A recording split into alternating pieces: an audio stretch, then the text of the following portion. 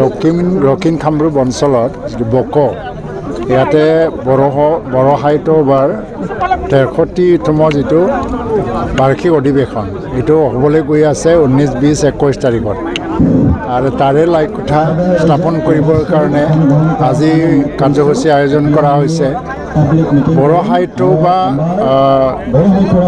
বহুত পুৰণি এটা সংগঠন আৰু সাহিত্য সংস্কৃতিৰ সংগঠন আৰু আজিৰ দিনত যদি এটা অসম সাহিত্য সভাৰ পিছতে বৃহৎ এটা অনুষ্ঠান যদি আছে বড়ো সাহিত্য সভা, ই অকল বড়োসকলৰে সংগঠন হৈ থকা নাই।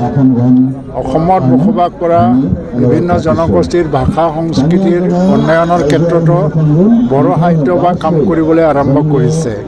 এইটো সমন্বয়ৰ এটা বাহক হিচাপে সকলো জনগোষ্ঠীৰ মাজত ভাষিক সংস্কৃতি মিলন আৰু সমন্বয় ৰক্ষা কৰি পেলাই আমি জাতি গঠনৰ প্ৰক্ৰিয়াত আগবাঢ়ি যাব লাগে, এই বাৰ্তা তেওঁলোকে কঢ়িয়াই আনি আছে। আৰু বড়ো সাহিত্যৰ ক্ষেত্ৰত বড়ো সাহিত্য সভা জন্ম নোহোৱা হ'লে আজি বড়ো সাহিত্য ভাৰতৰ এটা স্বীকৃতিপ্ৰাপ্ত ভাষা নহ'লেহেঁতেন।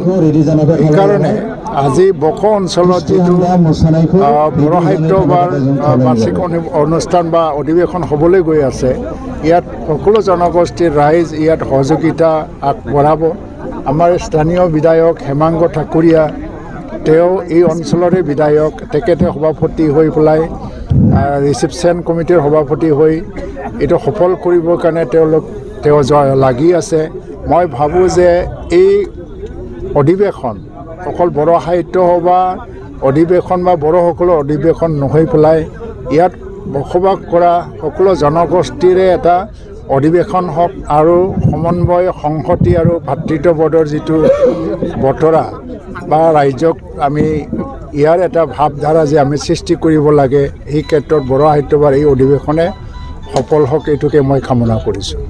নিশ্চয়কৈ আমাৰ দক্ষিণ কামৰূপ অঞ্চলৰ কাৰণে অত্যন্ত এটা সৌভাগ্যৰ এটা দিন বুলি ক'ব লাগিব, কিয়নো আমাৰ 1985তে বড়ো সাহিত্য সভা আমাৰ ইয়াতে হৈছিলে, দক্ষিণ কামৰূপত হৈছিল। আৰু বিগত সুদীৰ্ঘ বহু বছৰৰ মূৰত আকৌ এবাৰ বড়ো সাহিত্য সভা আমাৰ ইয়াতে আমাৰ দক্ষিণ কামৰূপৰ বক অঞ্চলত হ'বলৈ গৈ আছে।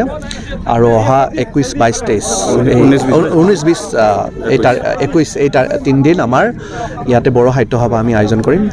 আৰু তাত আমি আশা কৰিছোঁ সকলো ৰাইজৰ উপস্থিতি কামনা কৰিছোঁ, কিয়নো আমাৰ বিশেষকৈ দক্ষিণ কামৰূপৰ বিভিন্ন জাতি জনগোষ্ঠীৰে গঠিত বড়ো সাহিত্য সভাৰ দেখিছোঁ যে আমাৰ যিখন মই ৰিচিপশ্যন কমিটিৰ সভাপতি হিচাপে আছোঁ, আমি দেখিছোঁ যে অকল বড়ো জনগোষ্ঠীয়ে নহয়, ইয়াৰে আমি প্ৰত্যেকটা জনগোষ্ঠী অত্যন্ত উৎফুল্লিত হৈছে দক্ষিণ কামৰূপত বড়ো সাহিত্য সভা আয়োজন কৰাৰ কাৰণে।